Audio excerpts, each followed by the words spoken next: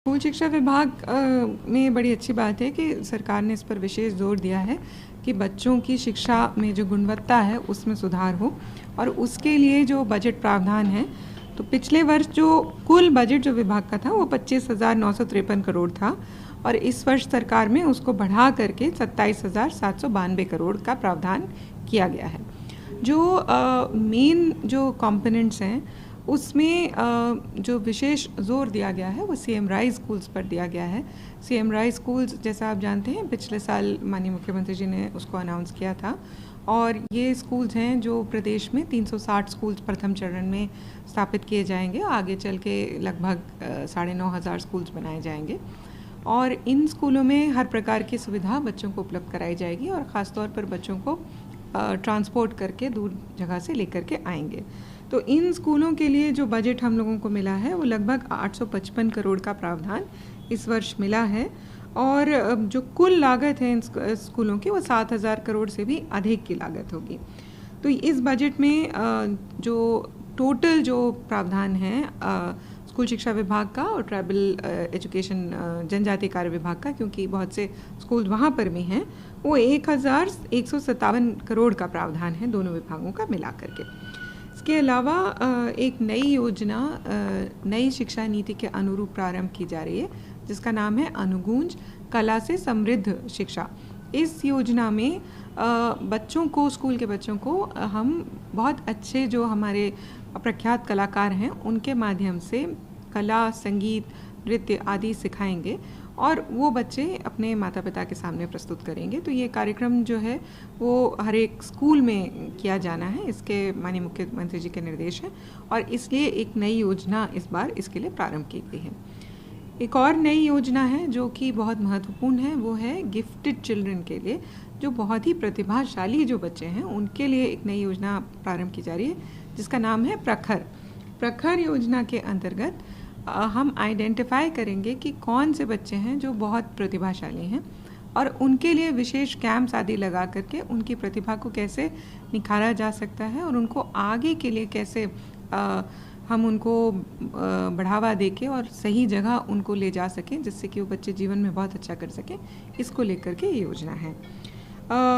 एक जो बहुत महत्वपूर्ण इस बार एक और योजना है वो है नव भारत साक्षरता कार्यक्रम।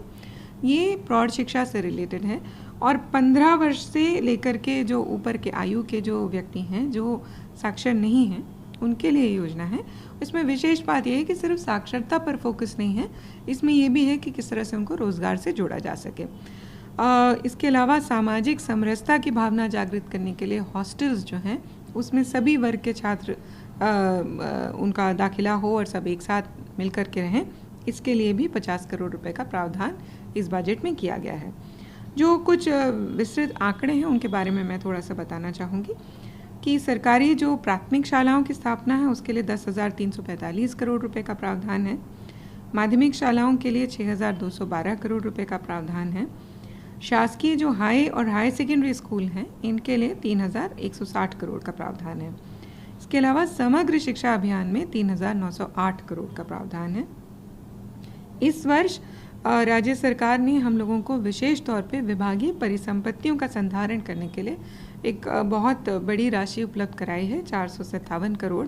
इसके माध्यम से जो हमारी पुरानी बिल्डिंग्स हैं, जो हॉस्टल बिल्डिंग्स हैं, हम उनका संधारण कर पाएंगे, उनका रिपेयर और रेनोवेशन कर पाएंगे। तो ये एक बहुत महत्वपूर्ण बजट का आंकड़ा है। इसके अलावा राइट टू एजुकेशन के अंतर्गत जो अशासकीय विद्यालयों में जो बच्चे पढ़ते हैं उनकी जो ट्यूशन फीस की हम प्रतिपूर्ति करते हैं उसमें 400 करोड़ रुपए का प्रावधान है। विभाग में क्योंकि अभी भी हमारे पास पद खाली हैं, भर्ती की प्रक्रिया चल रही है, लेकिन अतिथि शिक्षकों को अभी हमें रखना पड़ता है, तो इसलिए उनके मानदेय के लिए 350 करोड़ का प्रावधान है। इसके अलावा कुछ अभी भी हमारे शिक्षक हैं जो पंचायती राज संस्थाओं के अंतर्गत आते हैं और संविदा शाला शिक्षक भी हैं, उनके मानदेय के लिए 310 करोड़ रुपए का प्रावधान है। शासकीय स्कूल, छात्रावास, पुस्तकालय, आवासीय खेलकूद भवनों के निर्माण के लिए हमको 253 करोड़ रुपए का प्रावधान प्राप्त हुआ है। ये भी महत्वपूर्ण है क्योंकि जहाँ जहाँ बिल्डिंग्स नहीं है वहाँ वहाँ हम इसके माध्यम से बिल्डिंग्स का निर्माण करा पाएंगे। अशासकीय शालाओं को अनुदान के लिए 200 करोड़ रुपए का प्रावधान है और शिक्षा उपकर जो पंचायतों के माध्यम से प्राप्त होता है उसके लिए ग्रामीण शालाओं का उन्नयन करना और उनका संधारण के लिए विभाग को 167 करोड़ रुपए का प्रावधान प्राप्त हुआ है। और हम बच्चों को अपने निःशुल्क पाठ्य पुस्तक आदि देते हैं, उसके लिए 109 करोड़ रुपए का प्रावधान हमको प्राप्त हुआ है। इसके अलावा जो हमारे हाई स्कूल और हायर सेकेंडरी स्कूल्स हैं, वहाँ फर्नीचर की व्यवस्था रहे, बच्चों को दिक्कत नहीं आए, और प्रयोगशाला में भी पर्याप्त फर्नीचर रहे, इसके लिए 100 करोड़ रुपए का प्रावधान इस बार के बजट में किया गया है।